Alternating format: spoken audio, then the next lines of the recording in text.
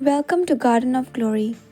Today we explore 1 John chapter 2 verse 1 to 29, where we are called to walk in obedience, abide in Christ, and remain grounded in truth. जुआवांचे पयलें पत्र अवेस्वर 2 वळी 1 ते 29. जेजू पातक्यांचो शारोती. म्हज्या सुपुल्ल्या भुरग्यांनो, तुमी पातोक करचे न्हय म्हूण हांव हें तुमकां बरयतां.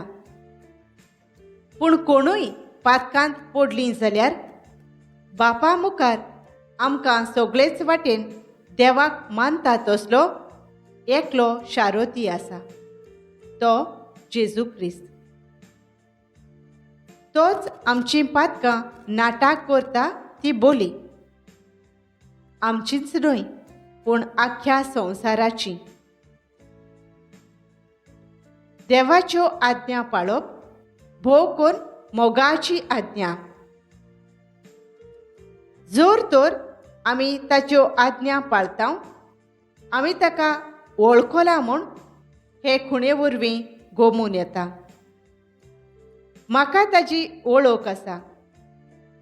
जीं कोण अशें म्हणटात पूण ताच्यो आज्ञा पाळिनात, तीं मनशां फोटकिरीं. असल्या मनशा सोवें सोत ना. पूण ताच्या उतराक पाळो दितात तीं देव आमचो कितलो मोग करता तो संपूर्णयेन वळखूंक पावल्यान. हाचेच वरवीं आमी ताचे सोवें आसांव म्हूण आमकां कळोन येता.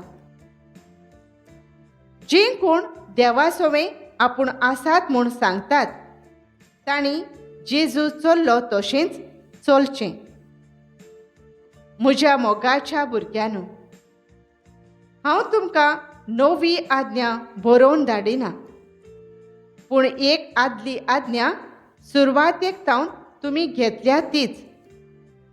ही आदली आज्ञा म्हळ्यार तुमी पयलीं तावन घेतलो तोच संदेश. तरी आसतना हांव तुमकां नव्यान बरोवन धाडटां ती खरेंच नवी आज्ञा, कारण काळोख उबून वेता आनी खरो उजवाड परजळूंक लागलो.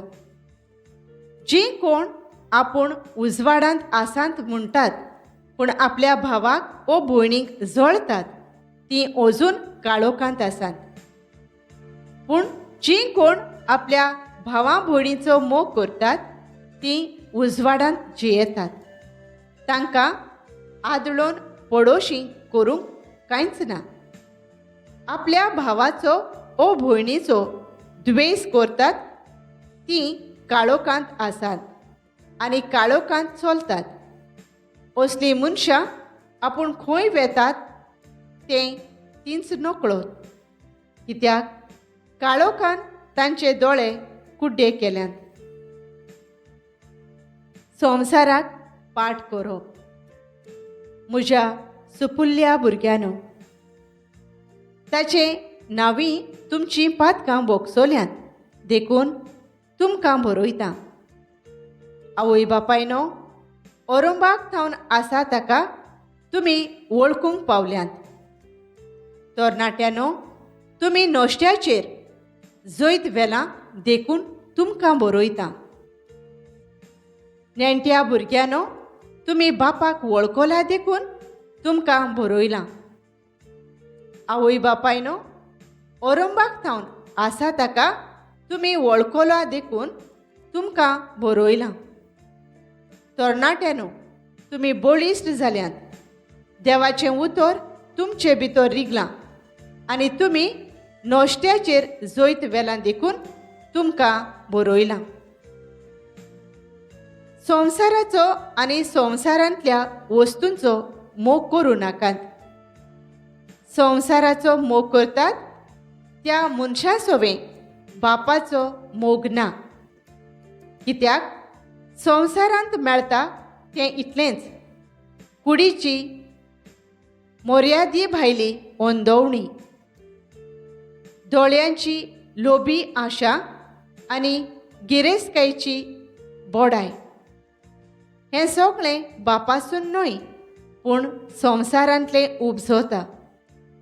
तर संवसार आनी ताच्यो ओंदवण्यो 2 दिसां भितर नाच जातात. पूण जीं कोण देवाची खुशी पाळटात तीं सासणाक तोखतात. जेजूचे दुस्मान.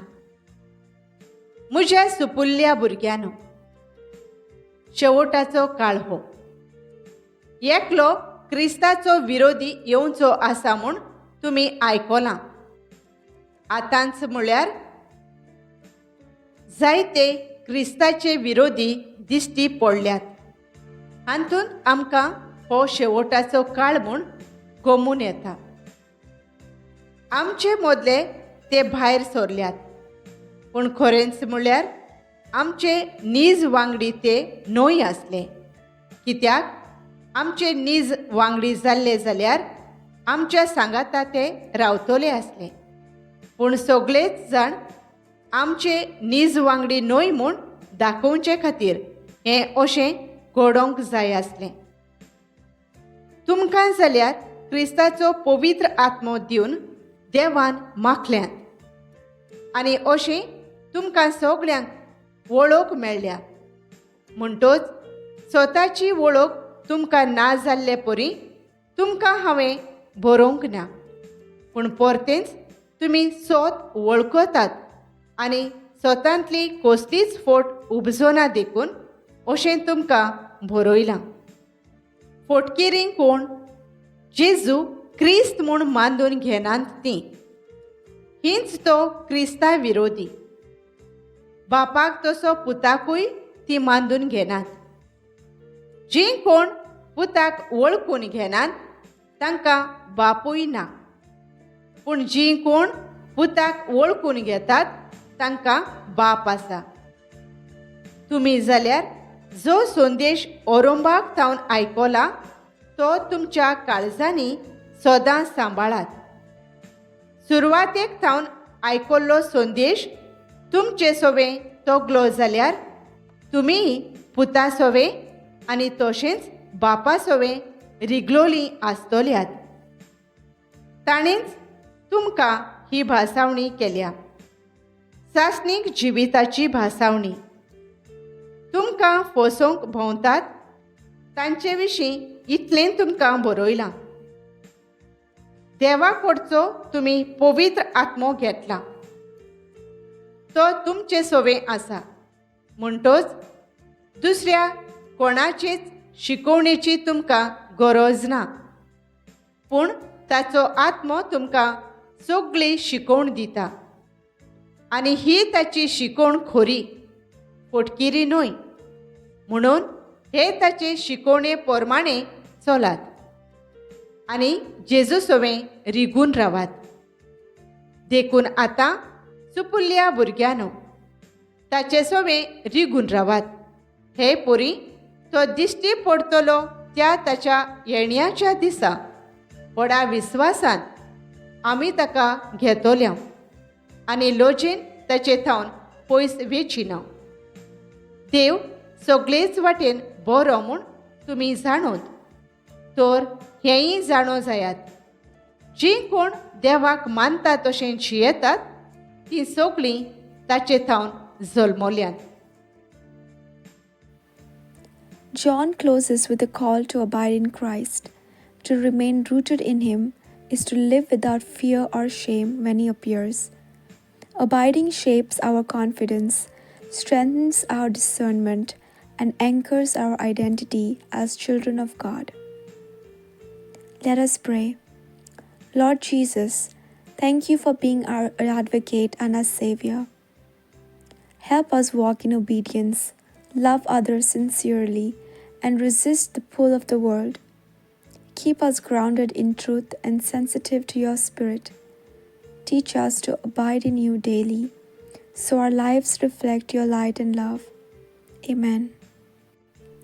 Thank you for joining us on the Garden of Glory.